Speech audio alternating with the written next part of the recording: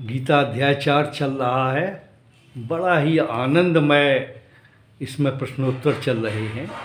कर्मयोग की परंपरा और ज्ञान तप के बारे में हम लोग जान चुके हैं। अब आगे आते हैं कर्म का स्वरूप।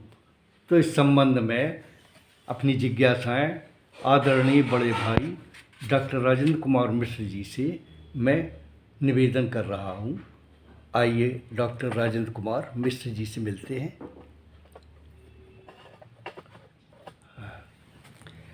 आदरणीय गुरुदेव, कर्म कितने प्रकार का होता है? कर्म के प्रकार समझने के लिए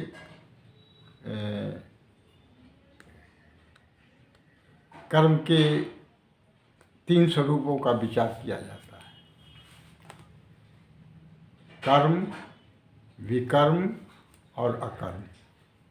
कर्म जो हैं, जो विहित कर्म हैं, कर्तव्य कर्म हैं, दिनचर्या वाले कर्म हैं, इन सबको कहते हैं। विकर्म वर्जित कर्म है, जो कर्म नहीं करने चाहिए, उनको त्याग देना चाहिए, ऐसे कर्म को कहते हैं। अकर्म उन कर्मों को कहते हैं जो करते हुए ऐसा लगता है कि नहीं कर रहे हैं, और नहीं करते हुए लगता है कि ऐसा कर रहे हैं। अकर्म की श्रेणी में भगवान के कर्म आते हैं, दिव्य कर्म आते हैं, जो बिना किसी स्पृहा के, बिना किसी इच्छा के, बिना कर्ता भाव के, अलिप्त भाव से किए जाते हैं। इसी क्रम में जो ऋषि मुनि साधक लोग हैं, उनके कर्म भी आते हैं। तो क्या भगवान के कर्म अकर्म होते हैं? अगर होते हैं तो कैसे? भगवान के कर्म अकर्मों का सबसे बड़ा उदाहरण है। भगवान सृष्टि रचना जैसे जटिल काम करता है, गुण विभाग, कर्म विभाग जैसे जटिल काम करता है, फिर भी वो उनमें शरीक नहीं होता, ऐसे नहीं कर रहा है। और सब कुछ करते हुए भी ऐसा लगता है कि वो कुछ भी नहीं कर रहा है, और कुछ भी निष्क्रिय होते हुए भी वो ऐसा लगता है कि सब कुछ कर रहा है। इस श्रेणी में उन संत महात्माओं के कर्म भी आते हैं जो भगवान का अनुसरण करके कर्म करते हैं। इनके 4 वर्ग हैं। एक तो जो आत्मज्ञानी हैं, जो आत्मा में ही संतुष्ट रहते हैं, आत्मा के लिए ही कर्म करते, आत्मा में ही संतुष्ट रहते, आत्मा का ही भजन करते हैं। दूसरी श्रेणी में ज्ञान योगी होते हैं, जिनमें तत्वज्ञानी भी होते हैं, जो कर्म प्रकृति करती है इसका ज्ञान रखते हैं, और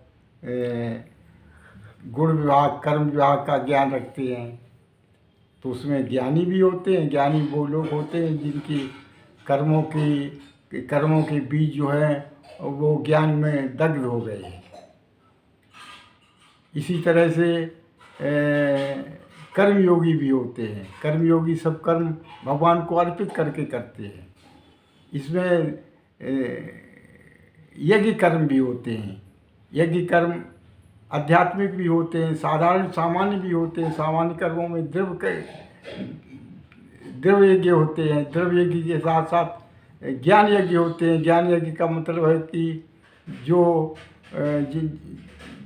जो ज्ञान की अग्नि के स्थान पे पहुंच गए, यानी ख्याति, विवेक ख्याति में पहुंच गए, जहाँ कर्मों के बीज दग्ध हो जाते हैं और वो संस्कार नहीं बनाते। तो इस तरह के यज्ञ कर्म भी होते हैं। आध्यात्मिक योग कर्म होते हैं, आत्मसंयम के कर्म यज्ञ होते हैं, स्वाध्याय के यज्ञ होते हैं, प्राणायाम को भी यज्ञ कहा जाता है। तो मुख्य यज्ञ 2 ही होते हैं, द्रव्य यज्ञ और ज्ञान यज्ञ। ज्ञान यज्ञ जो है उसमें ज्ञान की अग्नि में कर्म के बीज भस्म हो जाते हैं। तो यज्ञ के अनुष्ठान से साधक को कौन सी अवस्था प्राप्त होती है? निष्पाप अवस्था प्राप्त होती है। उसके कर्म के बीज नष्ट होकर पाप उसे नहीं लगता। जी। यज्ञ शिष्टामृत क्या होता है, इसका अनुभव न करने वालों की क्या गति होती है? यज्ञ शिष्टामृत, यज्ञ शिष्टाशिना भी कहते हैं। ये वो हव्य होता है जो देवताओं को उनका हिस्सा देने के बाद, समाज को उसका हिस्सा देने के बाद जो शेष अन्न बचता है उसको एक शिष्ट कहते हैं। इसका भक्षण न करने वाले पाप को प्राप्त होते हैं। न उन्हें इस लोक के रहते, न परलोक के रहते हैं, न उनको सुख मिलता, न शांति मिलती है। अति उत्तम, मेरी सभी शंकाओं का समाधान हो गया।